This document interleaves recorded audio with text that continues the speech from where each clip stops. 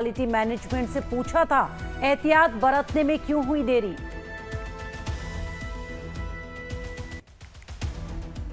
मणिपुर हिंसा को लेकर गृह मंत्री अमित शाह आज गृह मंत्रालय में करेंगे अहम बैठक। शेष सुरक्षा अधिकारियों के साथ राज्य में शांति सुनिश्चित करने के उपाय और सख्त कदम उठाने पर होगा मंथन।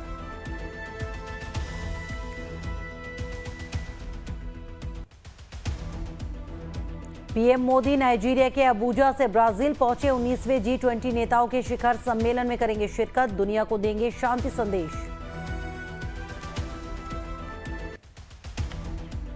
आज शाम 5 बजे थम जाएगा महाराष्ट्र और झारखंड में चुनावी प्रचार का शोर। 20 नवंबर को होगा दोनों राज्यों में मतदान, 23 नवंबर को आएंगे नतीजे।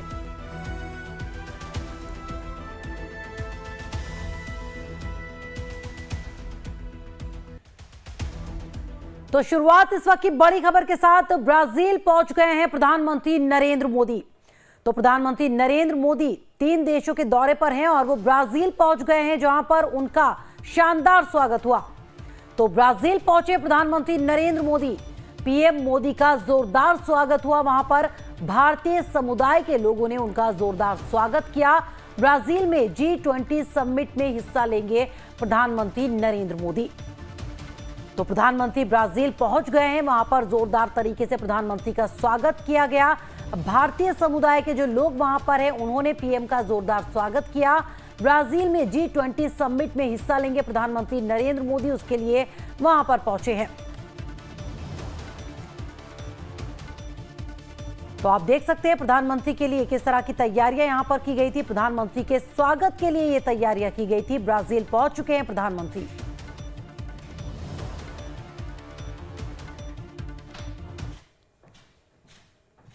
प्रधानमंत्री नरेंद्र मोदी नाइजीरिया के दौरे पर हैं। पीएम मोदी और नाइजीरिया के राष्ट्रपति के बीच वार्ता हुई। इस वार्ता में दोनों देशों के संबंधों को और मजबूत करने पर जोर दिया गया। दोनों देशों के बीच रक्षा सहयोग बढ़ाने पर भी बातचीत हुई। नाइजीरिया में प्रधानमंत्री मोदी को सर्वोच्च सम्मान से नवाजा गया। पीएम मोदी ने नाइजीरिया को भारत का करीबी बताया और कहा कि भविष्य में भारत और नाइजीरिया के संबंध और अच्छे होंगे।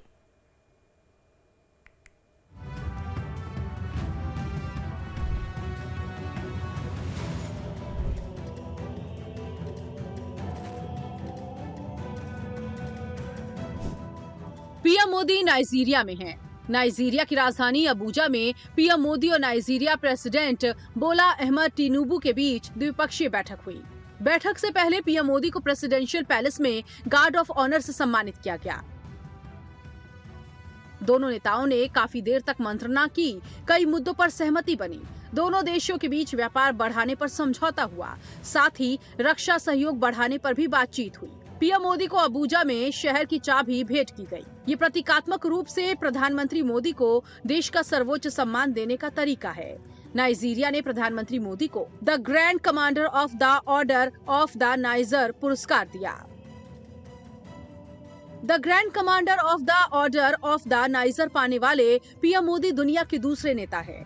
इससे पहले नाइजीरिया ने ब्रिटिश क्वीन एलिजाबेथ को सर्वोच्च राष्ट्रीय सम्मान से नवाजा था। अब तक प्रधानमंत्री नरेंद्र मोदी को 16 देश ने सर्वोच्च राष्ट्रीय सम्मान से नवाजा है। एक्सेलेंसी, मुझे नाइजीरिया के राष्ट्रीय सम्मान देने के लिए आपके निर्णय के लिए मैं हार्दिक आभार व्यक्त करता हूं। यह सम्मान केवल मेरा नहीं, लेकिन ये सम्मान 140 करोड़ भारतवासियों का सम्मान है और यह भारत नाइजीरिया के सदियों पुराने जो संबंध है, उन संबंधों का सम्मान है। भारत के प्रधानमंत्री मोदी का नाइजीरिया दौरा कई मामलों में अहम है। नाइजीरिया भारत से प्रचंड हेलीकॉप्टर खरीदने की डील कर सकता है और पीएम के इस दौरे पर भारत ने प्रचंड हेलीकॉप्टर में नाइजीरिया की दिलचस्पी भी जानी है। इस साल की शुरुआत में भारत के प्रतिनिधिमंडल ने नाइजीरिया को प्रचंड हेलीकॉप्टर खरीदने की पेशकश की थी। प्रचंड हेलीकॉप्टर के अलावा नाइजीरिया ने भारत में बने बख्तरबंद वाहन, गोला बारूद और छोटे हथियारों की खरीद में भी दिलचस्पी दिखाई है। नाइजीरिया व्यापार की दृष्टि से भी भारत के लिए बेहद अहम है।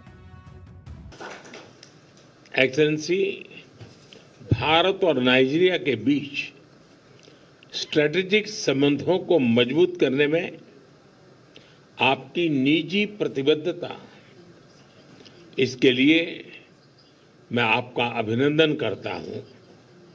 मुझे खुशी है कि पिछले वर्ष भारत की अध्यक्षता में नाइजीरिया की पहली बार G20 समिट में गेस्ट कंट्री के रूप में जुड़ा और ये सौभाग्य हमको मिला और हमने मिलकर अफ्रीकन यूनियन को G20 की स्थायी सदस्यता दी। ये मेरे हिसाब से बड़ा ऐतिहासिक काम हुआ है। नाइजीरिया में 150 से ज्यादा भारतीय कंपनियां काम कर रही हैं। भारतीय कंपनियां नाइजीरिया में सालाना 2 लाख करोड़ का कारोबार करती हैं। भारत नाइजीरिया का सबसे बड़ा ट्रेडिंग पार्टनर है और नाइजीरिया अफ्रीका में भारत का सबसे बड़ा बिजनेस पार्टनर है। नाइजीरिया में काम कर रही भारतीय कंपनियों में भारतीय एयरटेल सबसे प्रमुख नाम है, जो नाइजीरिया में दूसरा सबसे बड़ा मोबाइल नेटवर्क प्रदाता है। इसके अलावा भी भारत बुनियादी ढांचे,